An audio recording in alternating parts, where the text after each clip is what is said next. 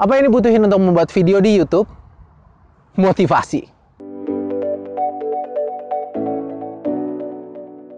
Halo sob, selamat datang di episode kedua dari Gearlist. Kalau yang kemarin sobat udah lihat yang Kere Edition, untuk saat ini adalah Gearlist Moldy Edition. Di sini sobat akan lihat seluruh peralatan yang saya gunakan untuk membuat video di YouTube.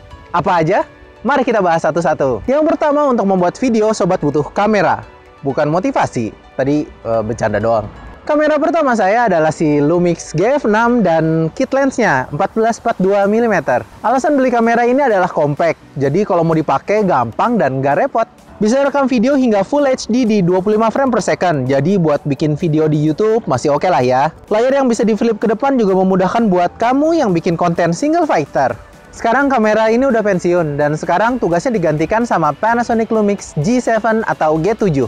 Oke, yang pertama saya bukan fanboy Panasonic. Saya pakai G7 ini karena sesuai sama kebutuhan saya. Sangat penting untuk memilih kamera yang sesuai dengan kebutuhan dan style video sobat.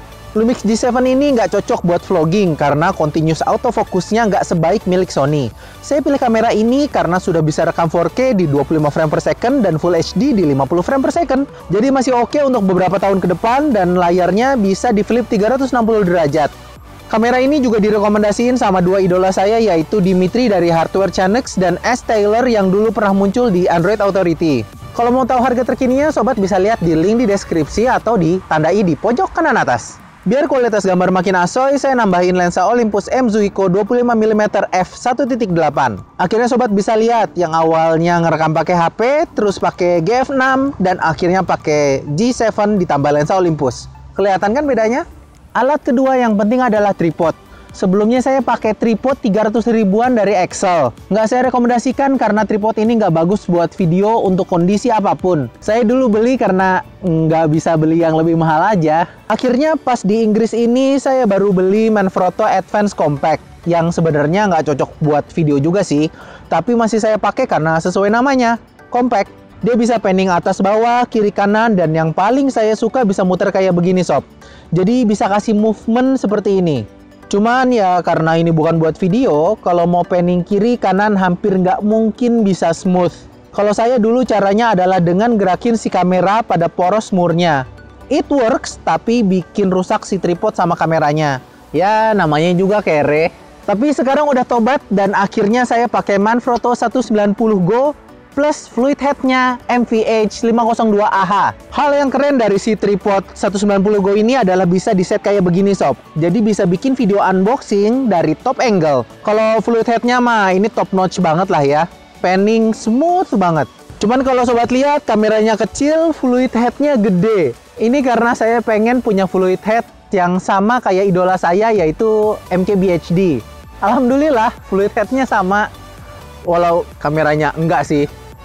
Mungkin nggak akan pernah sama.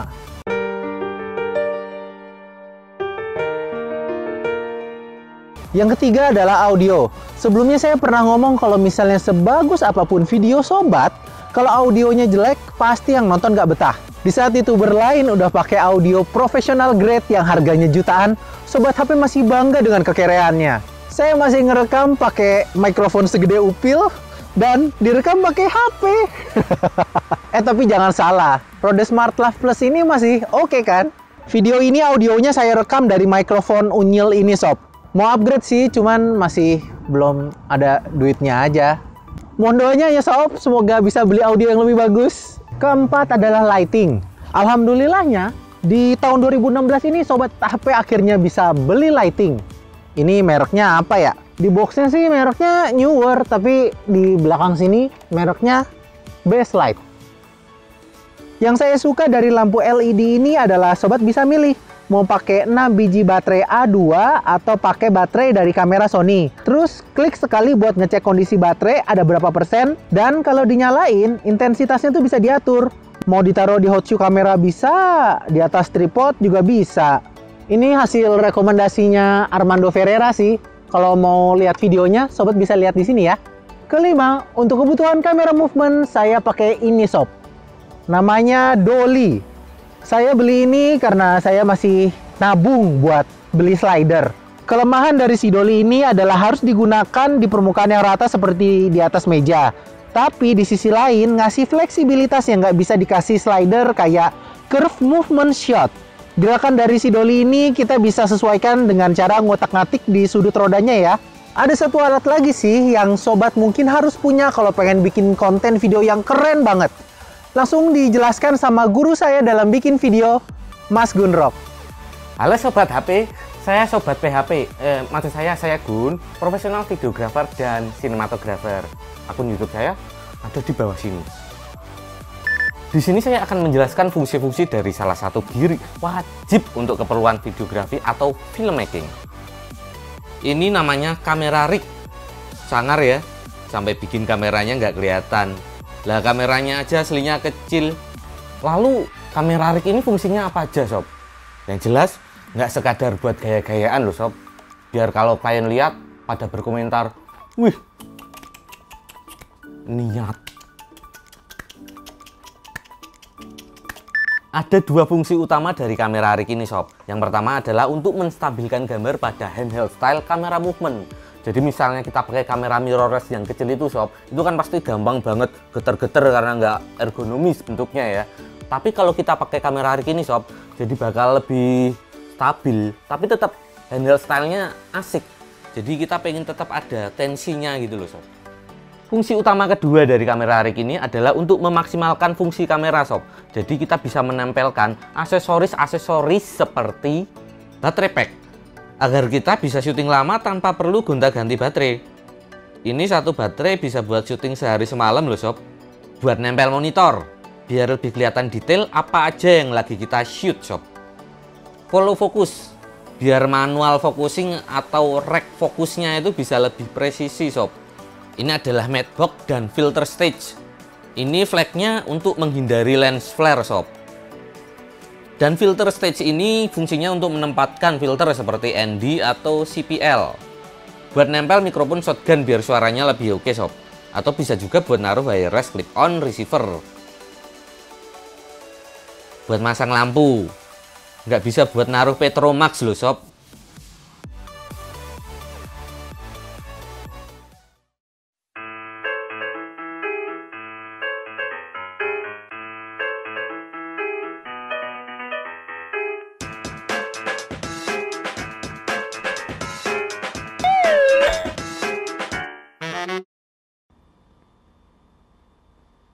Kok pisang? Nggak ngerti lagi deh aku sob sama kerjaannya Loli. Lalu bagian-bagian dari kamera rig ini apa aja sob? Bagian terpentingnya yang jadi semacam pondasi ini namanya base plate. Ada dua batang atau rod yang standar ukurannya. Yang ini berdiameter 15 mm, standar untuk menempelkan follow focus dan lain-lain. Kemudian ini adalah cage.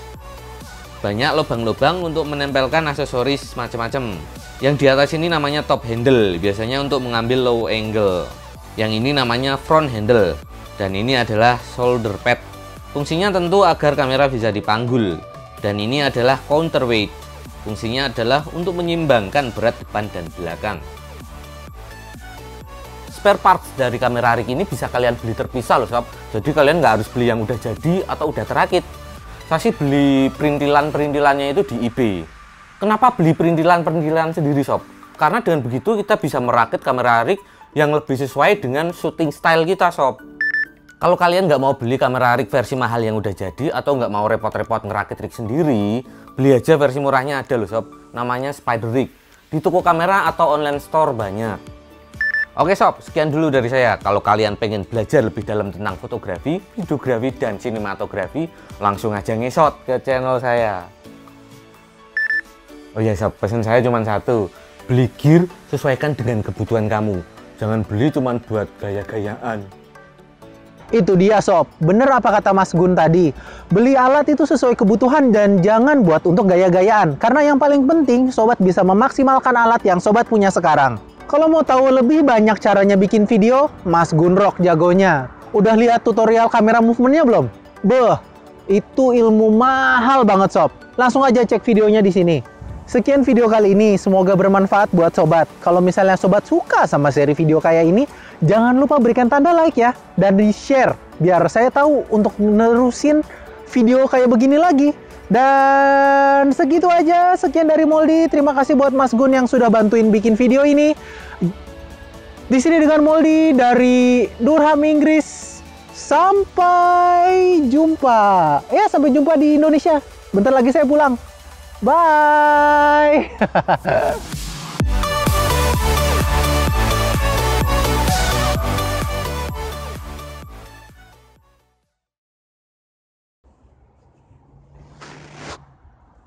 Senam muka. Banyak angin nih.